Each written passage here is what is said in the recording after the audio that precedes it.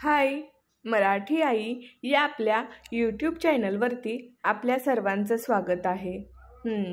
मराठी आई या यूट्यूब चॅनलवरती तुम्ही नेहमीच parenting tips, pregnancy tips, baby care tips या व्हिडिओज बघत असता.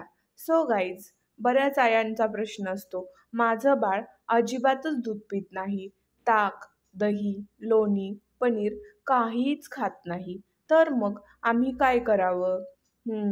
प्रश्न पडलाय ना.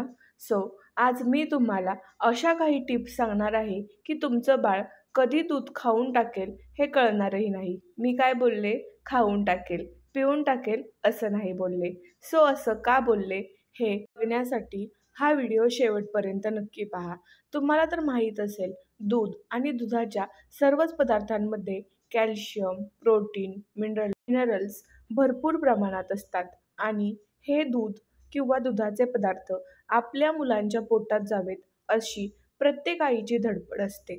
पण काही केल्या मुलं दुधाकडे डुंकूनही बघत नाहीत किंवा दुधाचे कोणतेच पदार्थ खायला तयार होत नाहीत. आई बिचारी दूध घेऊन मुलांच्या मागे मागे पळत असते. हे घे, बोर्नव्हिटा टाकून पे, हॉर्लिक्स टाकून पे, कसं का होईना पी, पण हे दूध मात्र पिऊन टाक. पण मुलं दूध पित नाहीत. हे फोर्स करता, कधी कधी तर मुलांना मारता, ओरडता. पण कृपया करून मुलांना दूध पिण्यासाठी किंवा दुसऱ्या कोणत्याच गोष्टीसाठी फोर्स करू नका किंवा मुलांना मारू नका. कारण फोर्सफुली कोणतीही गोष्ट कोणत्याही व्यक्तीवर आपण लादू शकत नाही आणि असं केलं तर मुलांनाही त्रास होऊ शकतो आणि आपल्यालाही पॅरेंट्स म्हणून त्रास होऊ शकतो. सो दूध किंवा दुधाचे पदार्थ मुलांच्या पोटात घालायचे तरी कसे? तर आता मी तुम्हाला सांगते की हे दुधाचे पदार्थ मुलांच्या पोटात घालायचे कसे. पहिली गोष्ट, मुलाने दूध प्यावे असे तुम्हाला वाटते तर दुधामध्ये हॉर्लिक्स किंवा बोर्नव्हिटा टाकून दूध मुलांना देऊ नका. आणि जर बाळ 2 वर्षाच्या आतले असेल तर हे प्रत्यक्षाने टाळावे. बोर्नव्हिटा आणि हॉर्लिक्समध्ये साखर, त्याचसोबत ॲडेड प्रिझर्वेटिव्स खूप मोठ्या प्रमाणामध्ये असतात. आणि साखर कशी बनते तुम्हाला माहीत आहे का? कधीतरी साखर कारखान्यामध्ये जाऊन नक्की बघावे. त्याच्यामध्ये साखरेसाठी ऊसाचा अंश खूप कमी प्रमाणात आणि चुना खूप जास्त प्रमाणात वापरला जातो. अशा प्रकारे ही साखर बनते. त्यामुळे साखर ही सगळ्यांसाठीच हानिकारक असते, मग ती लहान मुले असो किंवा मोठी माणसं. म्हणून साखर खाऊ नये असे प्रत्येकजण सांगत असते. सो आपला विषय साखर नाही तर दूध असा आहे. मुलांनी दूध खावे यासाठी काय करता येईल?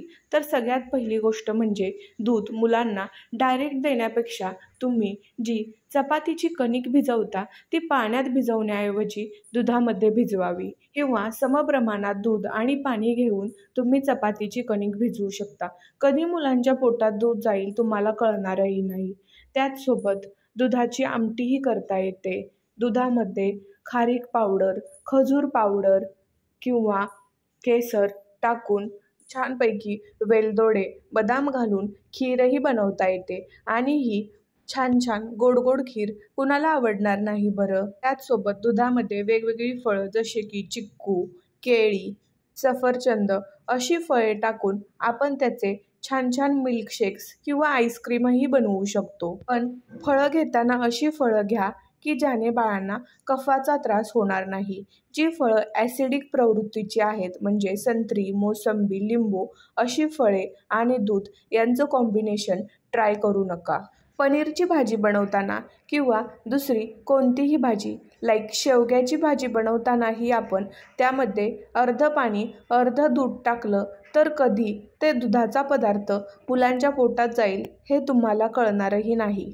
आता येतं ते म्हणजे दही. दह्यामध्येही कॅल्शियम खूप मोठ्या प्रमाणात असतं, पण मुलं दही खायला तोंड वाकडी करतात.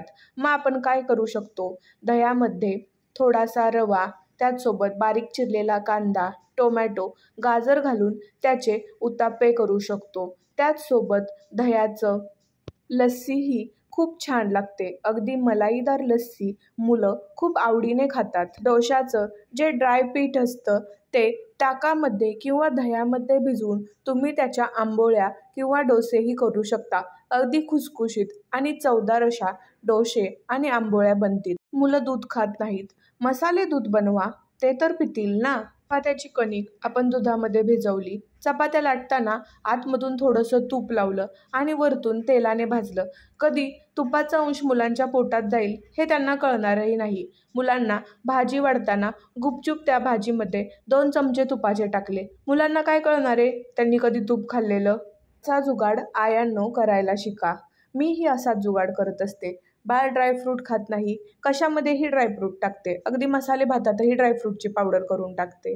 बाळासाठी पातळसर पनीर भुर्जी बनवते. त्यात पाणी नाही टाकत, तर मम्मी त्यात काय टाकते तर दूध टाकते. त्यांच्यासाठी दुधाचे होममेड पॉप्सिकल बनवा. होममेड लस्सी पॉप्सिकल्स बनवा. बटाट्याचा रस्सा करा, शेवग्याचा रस्सा करा किंवा दुधीची खीर करा. कशातही दूध तुम्ही टाकू शकता आणि ते दूध फाटणार नाही याची काळजी घ्या. अशा वेगवेगळ्या पद्धती वापरून आपण मुलांच्या पोटात दूध घालू शकतो. फक्त अंगात थोडीशी क्रिएटिव्हिटी पाहिजे. बटर आपण मुलांच्या चपातीला लावू शकतो. तूपही चपातीला लावू शकतो. चीज आपण त्यांना टिकीमध्ये घालून देऊ शकतो. लोणी आपण त्यांना थोडंसं साखर किंवा गूळ किंवा खारीक पावडर टाकून डायरेक्ट खायला देऊ शकतो. अशा वेगवेगळ्या कृती वापरून आपण मुलांना दूध खाण्यासाठी एनकरेज करू शकतो. आशा आहे ही नवीन व्हिडिओ तुम्हाला नक्की आवडली असेल.